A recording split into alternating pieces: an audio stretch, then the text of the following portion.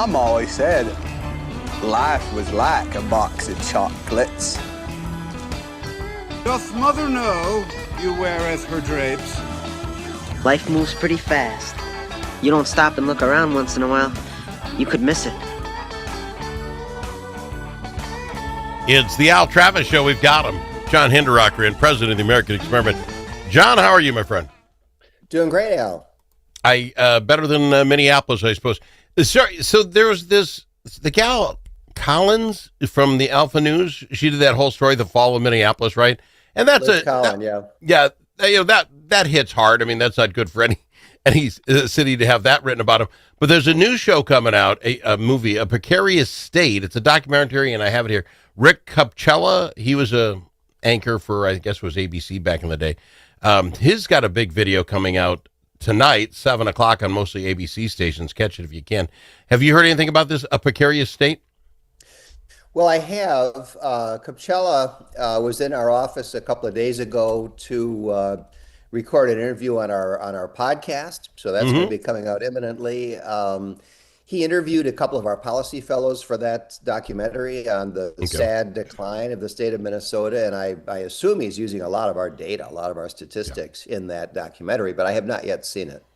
Okay. Well, yeah, it premieres tonight. I'm sitting here thinking to myself, name the other state in Minnesota that have these two films coming out from people inside saying, look what's going on. This is terrible. They're saying this, when I watched the preview, that's all I've seen so far, that the open vacancy rate of buildings in Minneapolis is such a cascading thing. Prices got to go down to get more people in, and it just keeps going down.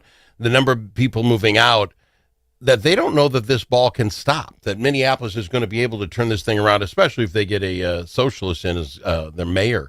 Does it feel that way when you live in the cities? I'm out here in the middle of nowhere. I don't know how you people are doing it up there.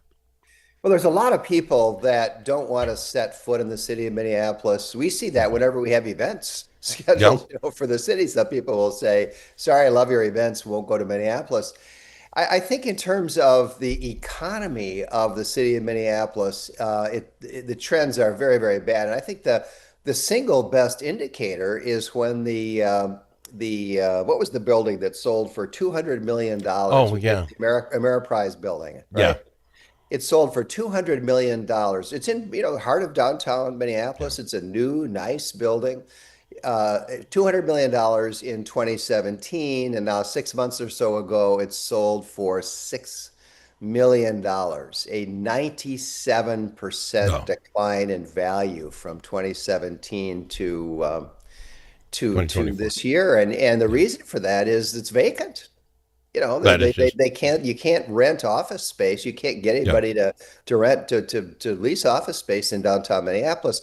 And so as a result of that, the commercial real estate market has just cratered. Values are way, way down. And so what are they doing? They're increasing residential property taxes. Well, again, that's a death spiral. You keep that up. Nobody wants to own a house in Minneapolis either. And if you have property taxes where you own a nice house in the city of Minneapolis, and every year you're assessed $50,000 in property taxes, what does that do? It reduces the value of your house. Yeah. If somebody thinks, hey, I might like to buy that nice house on one of the lakes in South Minneapolis, let's see, property taxes, $50,000, $60,000, $70,000 a year. Well, I'm not going to pay. I would have paid $1.5 million, but I'm not going to pay $1.5 million for the privilege of paying those property taxes. And so that cuts into the value of the house. And again, it's a downward spiral. And so how the people who are in charge of the city of Minneapolis are going to turn that downward spiral around, I don't know. And on that, your largest city in any state, if it's in that downhill spiral, and then you look at the numbers, I saw them off of your AmericanExperiment.org website a year ago, the number of people leaving this state are taking more money with them, if you will, the jobs they take. The folks making money are leaving. Folks not making as much money are coming in. That just continues to spiral, but it starts at Minneapolis, and St. Paul's looking, it's having its tough time.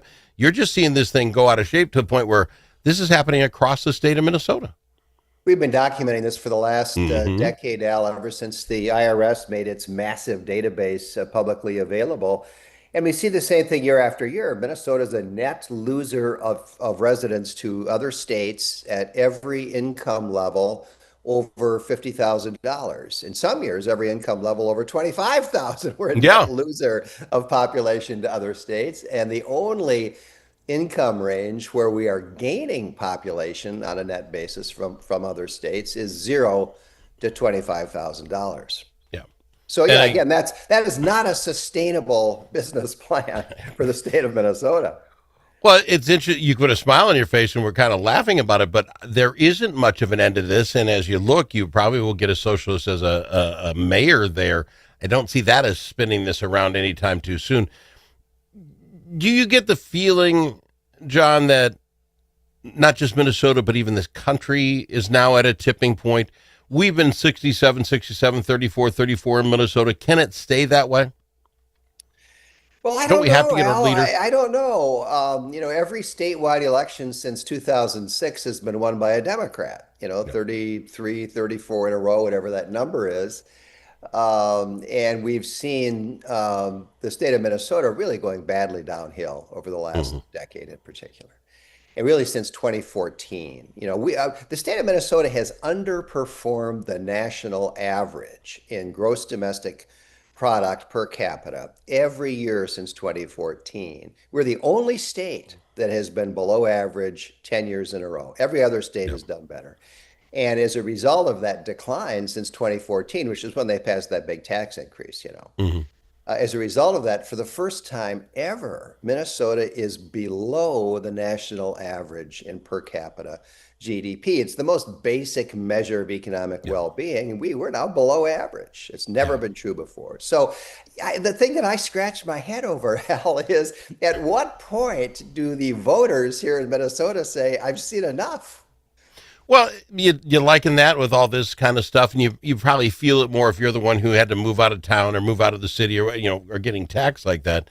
But it doesn't take much to hear each and every day, every other day, another scandal comes out where someone was just ripping you blind, from fraud and waste. I mean, I got to think that's got to get there. If you have children in school and you realize that half of them are coming out not able to read or write up to, at some point you got to say there's a better option. I just believe you have to look at it and say, man, how do you steal that much money? Well, we made it pretty easy to steal that much money. How is it we put this much money in education and they still can't read or write? Some point, there's got to be a tipping point. And I think as we're at 67, 67, 34, 34, this might be it, John. This might be the time. Well, I think that, in 2024, the only thing that was up, the only election we had here in Minnesota was for the House of Representatives. The Senate wasn't up. The constitutional offices were not up. It was a very quiet election year. And what we saw was an exactly 50-50 split in the Minnesota House of Representatives, 67-67. And so it's been a while since we've really had a major election cycle here in Minnesota with a lot of offices up for grabs. 2026, everything is on the ballot in 2026. Yeah. So it's going to be a very important election here in Minnesota. And I think it's fair to say, Al, that with the rate at which our state has been going downhill in terms of our economy, in terms of the quality of our schools, in terms of the crime rate, if those issues aren't enough to get a lot of people to change their minds, I really don't know what it's going to take. Absolutely. And how far down does it go? I mean, we're going to pick a new governor if we want a new governor, but the attorney general, if you look at Ellison as an example, I'm for or against him. I don't know the guy, but when I watch what's going on, we see a U.S. attorney coming into Minnesota, finding the fraud, going after the fraud, doing the fraud. Ellison hasn't popped any of these. These are, we'll help you out when you get here. He hasn't found any. Do people look at it like that when it comes to the attorney general spot? You look at Simon, guy doing his job. Most people couldn't tell you what the Secretary of State does, but guess what? The federal government wants to just take a look at our role, our roles. We say we do a great job of it, and we say, no, we'll fight you. We'll go to court on it. It makes me feel like something's hidden. I mean, if you don't care, you don't care if you're doing it right. Is there a chance from top to bottom, all those offices statewide could have a good look? I don't know. In 2022, the Republican candidates for Attorney General and State Auditor came very, very close. Yeah. And the top of the ticket could have been stronger, to be honest. Mm-hmm. And Scott Jensen, who was the Republican nominee in 2022 for governor, didn't finish very close. The Attorney General candidate and the Auditor candidate came much closer. And so I think leadership at the top of the ticket is always very important. And I think and Tim Walz, of course, is running for a third term, and third terms are hard to get. It's not easy to convince the voters to vote for you again when you're running for a third term. And certainly the poll numbers that people have seen are not great for Tim Walz. So there's a lot of talk among people who are active in the political world. And the policy world about candidates for governor in 2026. Who's that race going to be between? And I think that could turn out to be very important. It will be interesting to see. We'll go to break. When we come back, I don't know if you caught it, but the government shut down yesterday. We should probably talk about that a little bit. Everything's done. World's coming to an end. Calamity.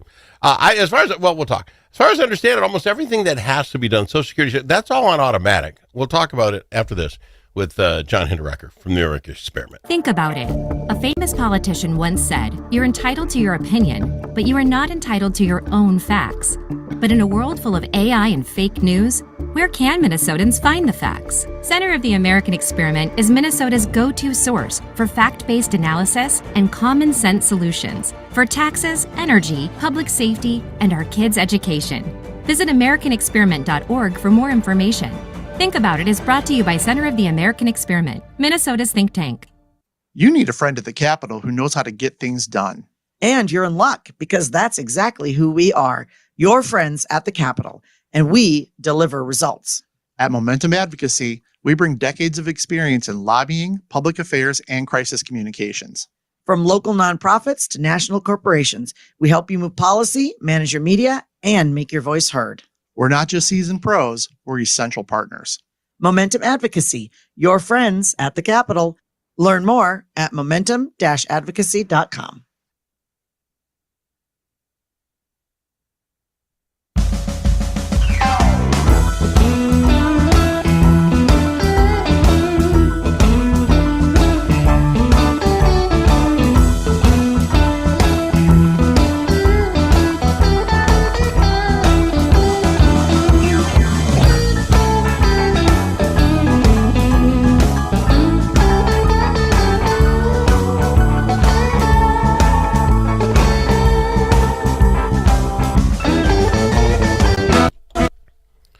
Hey, John, still on Facebook recording, but look at your guy Matt Dean's story about the health care cuts. The Democrats defend shutdown.